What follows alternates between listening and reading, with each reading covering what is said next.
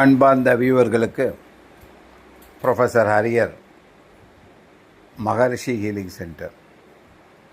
இப்போ நம்ம என்ன பார்க்க போகிறோம்னாக்கா,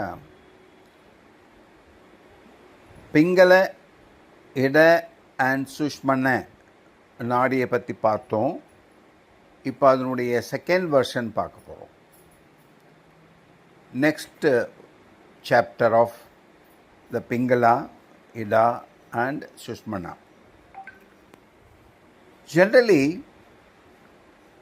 மூலாதாரத்திலிருந்து சகசிரஹார வரைக்கும் இருக்கக்கூடிய 7 சக்கரங்களும் ஒரு இடத்துல கூடுதுன்னு நம்ம பார்த்தோம்.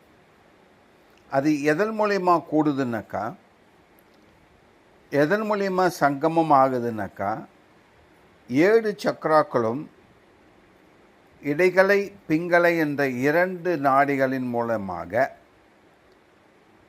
தொடப்பட்டு தொடர்பை ஏற்படுத்தப்பட்டு அவை அனைத்தும் சூஷ்மனா என்ற ஒரு சூட்சும வெற்றிடத்தில் கூடுகிறது என்று பார்த்தோம்.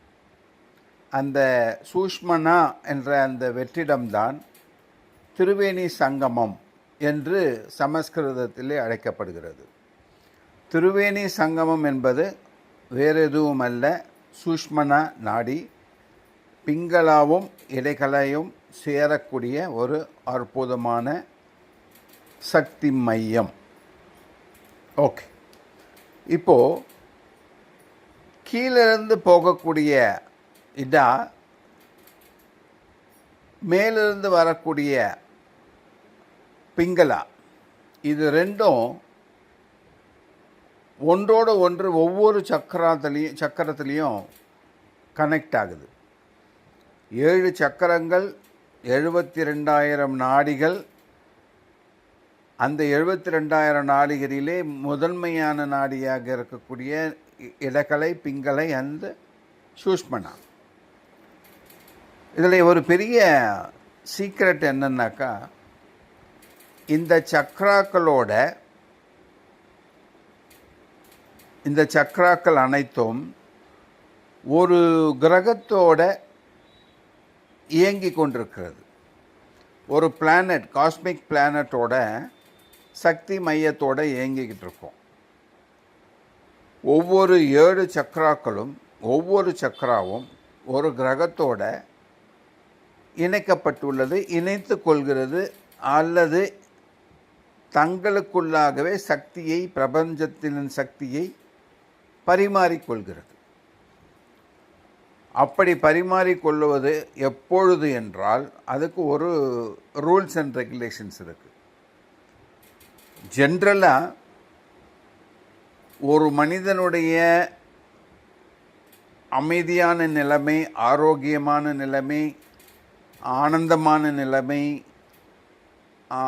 எப்படி அடுத்தது சொல்ல போனாக்கா எல்லாம் கடந்துவிட்ட நிலைமை எப்போது உணர்வார் என்றால், இந்த திரிவேணி சங்கமம், சூஷ்ம நாடிக்கும் மூலாதாரத்திற்கும் ஒரு கோடு போட்டாக்கா, அந்த கோட்டு லைனில் எல்லா சக்கரங்களும் இருக்கணும். இடது பக்கமாகவோ வலது பக்கமாகவோ போய் இருக்கக்கூடாது. எல்லாம் ஒரே நீர்கோட்டில் திரிவேணி சங்கமம் என்று சொல்லக்கூடிய சுஷ்மனாலிருந்து மூலாதாரம் வரைக்கும் கனெக்ஷனில் நேர்கோட்டில் இருக்கும்போது இதெல்லாம் கிடைக்கும். சரி, இந்த நேர்கோட்டில் வருமா வராதா, இல்லை வர வைக்கணுமா அப்படின்ற கேள்வி வரும். முடிந்த வரையில் அனுபவத்தின் மூலயமாக தெரிந்து கொள்வது, குழந்தைகள் பிறக்கும்போது எல்லாமே நேர்கோட்டில் தான் இருக்குது. குழந்தைகள் பிறந்து வளர வளர வளர இந்த சக்கரங்கள் இடதாகவோ வலதாகவோ மாறிக்கொள்கின்றது. அப்பொழுது அந்த குழந்தையுடைய குணாதிசயங்கள் மாறுகிறது. ஒரு குழந்தைக்கு பார்த்திங்கனாக்கா ஆனந்தமாக இருக்கும், அமைதியாக இருக்கும், விரோதி யாருன்னு தெரியாது, நண்பன் யாருன்னு தெரியாது, யாரிடத்துலையும் அன்பாக நடந்துக்கும். இதுதான் திரிவேணி சங்கமமும் மூலாதாரமும் ஒரே நேர்கோட்டிலே எல்லா சக்கரங்களும் இருக்கும்போது கிடைக்கக்கூடிய குணாதிசயம். இந்த குழந்தையானது வளர வளர இந்த சக்கரங்கள் இடதாகவும் வலதாகவும் மாறி மாறி செல்வதால் குணாதிசயங்களில் மாற்றம் ஏற்படுகிறது, மனநிலையில் மாற்றம் ஏற்படுகிறது. எப்படி சொல்வது என்றால் சாத்விக், ரஜஸ் எல்லாமே இங்கே தான் உருவாகுது. இதில் ஒவ்வொரு சக்கரங்களும் அலைனாகி அந்த நேர்கோட்டில் வரும்போது ஒவ்வொரு கிரகங்களும் அதனோட சேருது. அதனோடு சேர்ந்து அந்த கிரக சக்தி அந்த சக்கராவுக்கு கிடைக்குது. உதாரணத்துக்கு எடுத்துக்க போனோம்னாக்கா தேர்ட் ஐ அலைனாகி, தேர்ட் ஐன்றது நெற்றி பொற்றில் இருக்கக்கூடிய சக்ராஸ், 2 கண்களுக்கும் நடுவில், புருவத்திற்கு நடுவில் இருக்கக்கூடிய தேர்ட் ஐ. இந்த சக்ரா அலைனாக இருக்குன்னு வச்சுங்க. திருவேணி மூலாதாரத்தினுடைய ஒரே நேர்கோட்டில் அலைனாக இருந்தால் குருவனுடைய சக்தி இதுக்கு நிறைய கிடைக்கும். குருவனுடைய சக்தி கிடைப்பதோடு குரு அருளும் அனைத்து ஆசீர்வாதங்களும் அந்த சக்கராக்கு கிடைக்கும். அந்த சக்கராக்கு கிடைக்குதுன்னா அந்த மனிதனுக்கு கிடைத்ததாக அர்த்தம். அதே போல் த்ரோட் சக்கரா விசுத்தி, அந்த த்ரோட் சக்கராவானது அலைனாக இருக்கும் பொழுது புதன், மெர்க்குரி அங்கே அலைனாகுது அந்த சக்கராவோட, த்ரோட் சக்கராவோட. புதன் என்பது என்னென்ன நற்பலன்களை கொடுக்குமோ, என்னென்ன குணாதிசயங்களை கொடுக்குமோ அனைத்தையும் இந்த த்ரோட் சக்கரா பெறுகிறது. ஹார்ட் சக்கரா அலைனாக இருக்கும்போது உங்களுக்கு சனியும் சந்திரனும் அங்கு எக்ஸ்சேஞ்ச் பண்ணிக்கிறாங்க சக்தியை. ஆனால் அலைனாய் இருக்கணும், அந்த நேர்கோட்டில் அலைனாய் இருந்தால் சனியும் சந்திரனும் தங்களுடைய சக்தியை ஹார்ட் சக்கராவோட பரிமாறிக்கொள்கிறார்கள். அதே போல் சோலார் ஃப்ளெக்ஸ், மணிப்புரகம், அது நீங்கள் அலைனாக இருந்ததுனாக்கா உங்களுக்கு சன்னுடைய அனைத்து சக்திகளும் அங்கு கிடைக்கும். சன்னுடைய அனைத்து பிரபஞ்ச சக்திகளும் அந்த சோலார் ஃப்ளக்ஸுக்கு கிடைக்கும். அடுத்தபடியாக ஸ்கர்ல் சக்ரா, மூலாதாரத்திலிருந்து 3 விரல் கணம் உயர இருக்கிற அந்த ஸ்கர்ல் சக்கராவில் அலைனாக இருக்கும்போது சுக்கிரனுடைய சக்தி அதுக்கு முழுமையாக கிடைக்கும். சுக்கிரனுடைய சக்தி என்னன்னு தெரியும் உங்களுக்கு. சுக்கிரனுடைய சக்தியானது காமம், குழந்தை பேறு, சுகபோகங்கள் அனைத்தும் அந்த சக்கராவினால் தான் கண்ட்ரோல் செய்யப்படுகிறது.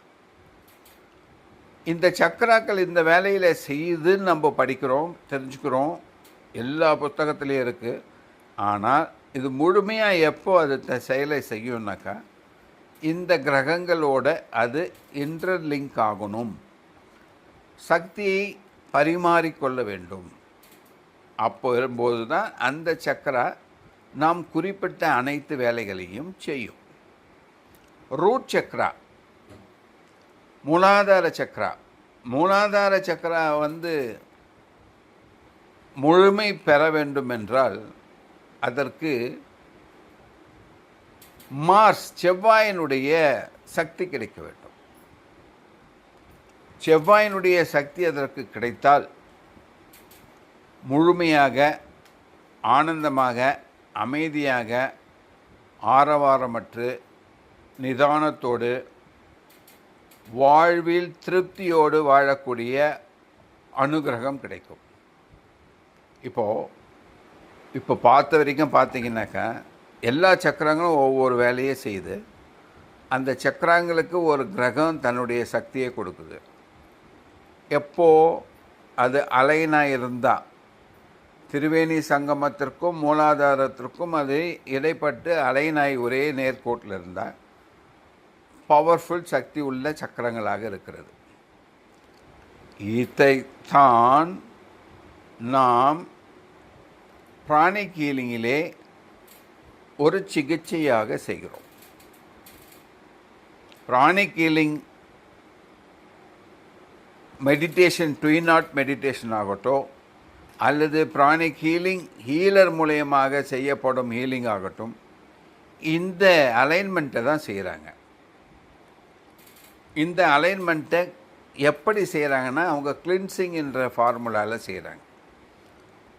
ஒரு பொருள் டிஸ்டர்பாக இருக்கும்போது அந்த இடத்த ஃபோக்கஸ் பண்ணி, அந்த இடத்துலேருந்து நம்ம எல்லாமே இமேஜினரி ஃபீல்டு, எல்லாமே சக்கரான்றது இமேஜினரி ஃபீல்டு, ஆனால் சக்தி மையமாக அது இருக்கிறது.